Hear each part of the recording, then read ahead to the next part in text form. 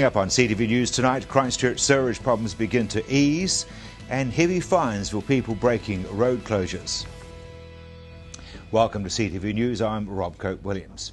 Sewerage is a major issue in Canterbury, but as more pipes get fixed, the less waste is leaked into rivers and estuaries. The Christchurch City Council has announced that the level of sewer overflows being pumped into the city's waterways has dropped by almost half since May. Repairs to damaged pump station at McCormick's Bay was completed last week. This means wastewater from areas such as Sumner, Redcliffs and Ferrymead, which has been released into the estuaries since February, is once again being sent to the Christchurch water treatment plant. Additional repairs have been completed in recent weeks, and work to repair around 11 kilometres of sewer pressure mains damaged in February's quake is expected to be completed by the end of August, which will majorly reduce the levels of wastewater that's been released into waterways such as rivers and estuaries. The City Council aims to have the majority of sewage repairs done by the end of August, and then to continue repairs so that people can start using beaches again by summer. The map available online shows residents the locations of wastewater overflows that are being released into city rivers, estuaries and beaches. And you can view maps on the council website, which is www.ccc.govt.nz. Social networking means popular means of communication, but it's now being used as a means of giving Cantabrians a say on what they want to see happen with the rebuild of their city. Cantabrians have found a new way of voicing their views on what they want done with their city by taking to social networking and the internet. A poll running on the Avon River Park Facebook page shows Christchurch people want the residential red zone land to become a park or reserve, the city to stay within the 4 avenues, and the Christchurch Cathedral rebuilt in its original style. Organisers of the page say residents are going online to ensure politicians and councillors know what they want. In another poll on the Rise Up Christchurch Facebook page, 77% of people say the Christchurch Cathedral should be rebuilt on the same spot and in the same style. 8.5% say it should be rebuilt as a modern multi-faith building, and 14.6% say it should not be rebuilt at all. P.S. Smoulders, who helped create the Rise Up Christchurch page, says while the Rise Up Christchurch page was originally created as a point of contact after the quakes, people are now using Facebook and Twitter to make sure they have a say about the future of their city. Yeah, we set it up in the first couple of days after the February 22nd earthquake, when we weren't able to access our office. There wasn't much else we could do. We couldn't print. So it was a way for us as a news organisation to put our journalists, our journalistic resources to some use, and we decided to do something online. And we came up with the idea of doing a Facebook page around the earthquake and around the recovery. Well, at that point it was really just around the initial aftermath of the earthquake. I think initially it was really just a place where people could just express their horror, express their concern, talk about some of their own experiences. It was also, I think, quite beneficial both to people within Christchurch and outside. People outside Christchurch could just say, hey, we're thinking about you, we're here to help. People in Christchurch who had access to the computers, and of course a lot of people didn't, could just go on and have a bit of a, get a bit of support in a way. So I think initially it was somewhat of a support mechanism in the first few days. Andy says Rise Up Christchurch has been a huge success. It was set up entirely as a non-commercial community, and it still is, but certainly it's been it was, I believe, one of New Zealand's fastest ever growing Facebook pages. It has now 106,000 followers. This was really just a community-driven place where people could share stories and information around the Christchurch earthquake. PS says now that Christchurch is moving on to the recovery phase, people are beginning to voice their opinions on what should happen to the city. We are now, we have already for probably a couple of months, we've sort of positioned it as home of the recovery. And we're working with people like the EQC, with Canterbury Tourism, and with some other people to make it a place where we can help the recovery. People can share stories about the things that are going on, but also, I think more productively, that we can, for example, help bring tourists back to the city. The EQC can use it as a way to get information out. Large sections of Summit Road have been closed due to danger of rockfall in the area. A section of the Sumner Road between Evans Pass Summit and the Reserve Terrace intersection in Littleton have been closed. 2 sections on the Summit Road between Dyers Pass Road and Mount Cavendish have also been closed due to unstable rock. Concerns for people ignoring the current road closure have prompted the closures of these sections of the road under the Canterbury Earthquake Recovery Act. Warwick Isaacs, Sarah Demolition Manager, says Sarah needed to reinforce to people the dangers of being in these areas and ensure people are not put at risk. The road closures can be enforced under Section 47 of the Canterbury Earthquake Recovery Act, offences relating to access and roads. Any person who commits an offence under this section is liable for prosecution and may be imprisoned for a term not exceeding 3 months or fined up to $5,000 or both. Mr. Isaac says Sarah does not want to appear heavy-handed, but it needed to get the message across that there are still areas in and around Christchurch which are highly hazardous. Coming up after the break, though, Harold's Fabrics is demolished.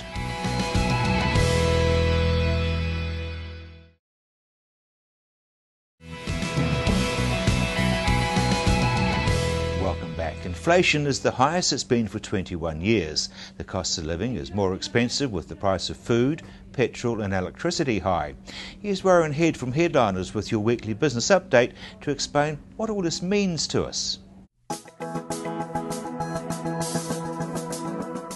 We had an exciting day today. It started with the news that the dollar had really exploded through the roof last night to a new post-float high, hitting almost 86 cents. Expected to go higher over the next short period. Driving that is our interest rate differential with the rest of the world. Everybody else likes our interest rates, and I think we've really got to start pretty positively about thinking, why are they coming here? They like New Zealand. It's only New Zealanders who think negatively. The rest of the world thinks this is a great place to put their money. So I thought that was a really interesting development. And looking at Headliner this week, we've got some really exciting stories coming through there. It's a really good read, and we'll be posting that on our website, headliner.co.nz today. And we've got a story in there about Fletcher Building and where the analysts think that might go over the next few years. There's one broker that thinks that earnings from this company, earnings per share, might double by 2015, driven by the Christchurch earthquake, driven by new building throughout the rest of the country. We've got to keep remembering them as well. And the interesting difference there is quite small. The earthquake pipeline, about $15 billion. The whole construction industry in New Zealand is about a $21 billion business. So it gives you some idea of the perspective of the two. The other interesting story we're leading with is who were the best stocks of the front half of the year, who were the worst stocks. Actually, the story starts with the worst stock. And it's another media agency. It's another media company. It's APN Media. Their share price went down 36%. They blame the earthquake, they blame the Queensland flooding, but simply haven't had a good half year. The best stock was NZX, up about 56%, but it's been tailing off over the last week. A couple of issues floating around there that the market's closely following, so that's coming back down a little bit. The other story that I like to mention, Emily, is that we have a story on capital gains tax. There's a lot of opinion on capital gains tax. Is it a good thing or is it a bad thing? Let's focus just on one area, the residential investment property. That's where the property investor sticks his money. That's where we go and rent the property. The Bank of New Zealand chief economist is telling us that the country's short of about 45,000 rental properties. And in his opinion, the horse is bolted on capital gains tax. It's far too late to do it because we need to get that shortage overcome. And if you tax the guys who invest in those property values are going to go up. The real issue is, how do we get the cost of new building down? That's the big issue going forward. Harold's Fabrics has been at 470 Papanui Road since 1964. However, the store suffered serious damage in the quake and was today demolished. But owner Tony Rothschild says there is a silver lining. So Tony, we've just seen the front of your building come down, but there is a silver lining, isn't there? Tell us what's happening on the site. Well, we are going to rebuild without doubt.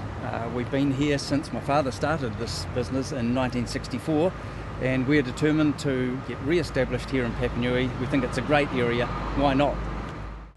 Christchurch City Council is pushing ahead with the plans to make the Burwood Reserve Recovery Park fully operational by seeking a special order through central government to streamline the process. The earthquakes have created huge amounts of construction and demolition waste, and this sorting yard has been set up to process and recycle the material.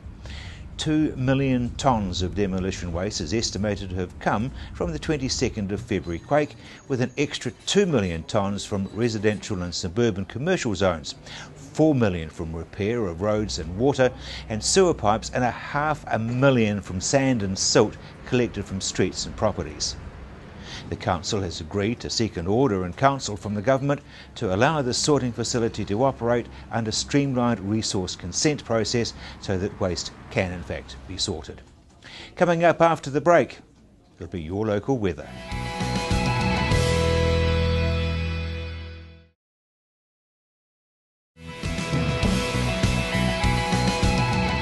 Welcome back. This week is Violent Awareness Week, and Nicola Woodward from Christchurch's Women's Refuge says family violence is becoming an increasing issue in Canterbury. The purpose of Family Violence Awareness Week is to raise awareness about family violence and hopefully to place families that are living with violence at the forefront of our hearts and minds. I think in many respects, because of our shared experience of the earthquakes in September, we've all of us experienced in a way what it's like to be living with family violence, to be living with the uncertainty, to be living with fear, to be living with concerns about the safety of your children, to be living with the effect of not being able to get a good night's sleep and wondering, you know, what tomorrow brings. That's what families living with violence are experiencing on a day-to-day basis, and obviously combine that with the effects of the earthquake, and it's a really, really traumatic experience for people. So are things getting worse in Christchurch at the moment? In terms of family violence, we certainly have seen an increase since the earthquakes. Now, it's really, really important to understand that earthquakes don't cause family violence. Family violence is not inevitable, it's always a choice. But we have seen an increase in the factors that are associated with family violence: the stress, the anxiety, the uncertainty, concerns about finance. We've seen across the city an increase in use of alcohol, and we know that that's associated with family violence. So as an effect of all of that, yes, we've seen an increase in family violence across the city steadily since the September earthquake. We have seen also some important changes in the nature of family violence. So we've seen a shift out to rural areas. In our North Canterbury service, we've seen an increase of up to 40%, and we've seen an increase in service use amongst young people, young women. And very, very sadly, we've also seen a significant increase in the severity of the violence. So our family support workers, when they follow up a police report of family violence, are having to spend a lot longer on the phone in order to talk through with women the experiences that they're having and how to perhaps give them some advice and support to make their lives safer if they feel unable to come into our safe house. How concerning are these statistics? They're really concerning. I mean, we have been able as an organisation to employ a family support worker to operate from our rural office, but our city service is really busy, and we're concerned about being able to maintain the availability of service and the quality of service because the staff are really, really overstretched. It's really important, you know, as a region, as a city, as communities, that we have the resilience to work through recovery together. And where we are seeing an increase in family violence, we're also witnessing at the same time a challenge to our collective resilience to recover together. And that's why family violence is a concern for all Cantabrians. It's a concern for all of us. MP for Waitaki, Jackie Dean, says in order for Christchurch to rebuild, it needs visitor numbers. I wanted to come here with some of my National Party colleagues because I'm based in the Waitaki electorate, which is further south from here, but it's a major tourism destination. And of course Christchurch is the gateway for that, and so I'm really interested to see what the future holds for us all in the South Island actually, post-earthquake in terms of tourism, but also in business development. So that's what today is about. Okay, and you will be meeting some business leaders, including the head of Christchurch and Canterbury challenge with tourism. That's right, and we'll also be visiting a number of businesses, and I've already spoken to a couple of tourism providers and accommodation providers as well. So it's a mixture of talking to community leaders, but we also want to get out there on the ground and talk to the people who are actually affected by what has been happening to us in the South Island. Okay, let's look at some of the key messages that you will be giving to these business leaders first of all. Well, the first thing I want to say to them is we need you guys to be up and running as soon as possible, because without a strong local economy in Christchurch, the rest of the South Island is going to suffer. And so take just, for example, accommodation. Now, I stayed in a beautiful place last night called Huntley Lodge, and the person there said that they have lost their international tourists, but they are picking up on domestic tourists. So things are changing for accommodation providers. And the other thing she noted was that those international tourists are either only staying for one night or they're scratching around for things to do. And so as an accommodation provider and as a tourism leader, Christchurch business needs to know what there is to do here in Christchurch still before they send tourists out into the wider community. And it's really important that tourists feel comfortable coming to Christchurch, have a great time, do lots of interesting things, then come on to Wanaka, that's great. But when they go back to Australia, when they go back to Germany, they need to go back with the message, New Zealand is a fantastic place, Christchurch is a great place, so is Wanaka, and they'll tell all their friends that. And that's where we will all benefit. Well, Pete Smith hit the streets today in Street Talk to ask, with the New Zealand dollar so high against the American dollar, why are we still paying so much for petrol? Now, I'm just an ordinary Kiwi motorist. The question I want to ask today is, New Zealand's Kiwi dollar has never been as strong as it is against the American dollar. Why then is petrol still so expensive at the pump? It's a big outgoing every week, and I believe they're pretty quick to put it up, but they're not so quick to bring it down. So who's ripping us off? That's the question we're going to ask Canterbury motorists today. How do they feel about still paying through the nose for their juice? It's a frustration, but really we've got so little power in dealing with such things. Yeah, but who do you think's hanging on to the money? The oil companies? Probably, but I don't know. A wee lightening your purse wouldn't hurt though, would it? Get a petrol price down a bit? Well, I think everyone would like that, but we've also, I guess, got to pay for it if we want it. We really don't have a lot of say. You'd like a $20 doesn't even give you a quarter of a tank anymore. You'd like to lighten the load a bit in your wallet, wouldn't you? Yes, definitely. Yeah, it doesn't seem right to me. No, it doesn't. No. So, who do you think's making the money? Well, who knows? Probably the oil company. Probably. Not us. But hasn't the dollar per barrel gone down? Correct. Yeah, so they're obviously not making all the money. No, well, I so don't it's know. going somewhere. Yeah, it's going somewhere. And it keeps on going up. And it's not going into our pocket. No. Good it's on you, not going back down. Don't leave your motor running because it's costing you. Yeah, good question. Yeah, why aren't we? Because the petrol companies are making lots of money. Yeah, I'm inclined to agree with you. Yeah. But you've got a young family. It'd be nice to get a bit of a lift in the wallet, wouldn't it? Yeah. Yeah. They seem to put it up every time. They don't Yeah, seem they to bring put it it up down. quickly, don't they? Yeah, should come down. Good. Oh, not too sure, to be honest. Well, why? Who do you think's ripping us off? Oh, it'd be the companies, if anyone, wouldn't it? Yeah, but we could do with a bit of a relief in the wallet, couldn't we? Oh, yes. Yeah, it's not cheap to fill up now, is it? No, it's not. No, and it should be. Oh, yeah. Good boy. Yeah. I knew you'd agree with me. Particularly for the pensioners. Absolutely, you and I. Yeah. Good on you. Thank you. I guess petrol's going up even faster. It's come down. Globally, it's come down in price, and we're buying it the strongest our dollar's ever been. Well, it's the overall trend is up though, isn't it? Yeah, but who's ripping us off, do you think? Well, I don't know, somewhere along the supply chain? Somewhere along there, but it's not getting to us, is it? Well, I suppose you have to break it down into various, pricing components and take it from there. But you'd like a bit of relief in the wallet, wouldn't you? You know, petrol prices came down a bit. I dare say we all would. When are we going to cash in on the good times? I have no idea. I mean, our dollar's always been so weak, now it's strong, and we're not no better off. Doesn't seem right. No. No. How much does it cost you a fortune to fill your car up, doesn't it?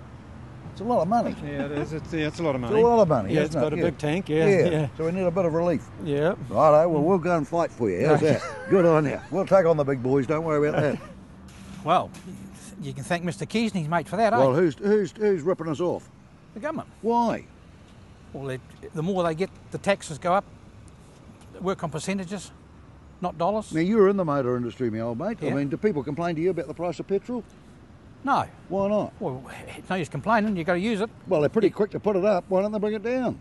Well, this Joker Moon from AA, they silenced him, haven't they? They have. He had a good point though, didn't he? Yeah. He must have got a pretty good hand out to keep his trap shut now, mustn't he? Or a wrap over the knuckles? Yeah, one of the other. Yeah. One of the other. Good question. Why don't they bring it down? Absolutely. Why are the Americans paying so little for petrol, hey? Yeah, exactly. but we're paying a heap, aren't we? We are. There's This will something be an wrong expensive there. beast to fill up. No, she's quite alright. She's quite frugal. Is she? Yes, Yeah. yes. They put it up very quickly, but they seem very slow to bring it down. Well, they tell you when they put it up, but they don't tell you when they're putting it down. Yeah, dead right. And it's time they did. Absolutely. We could all do with a bob in the wallet, couldn't we? Couldn't we? We all could. We? Absolutely. I agree with you. Good girl. That's CTV News. I'm Rob Williams.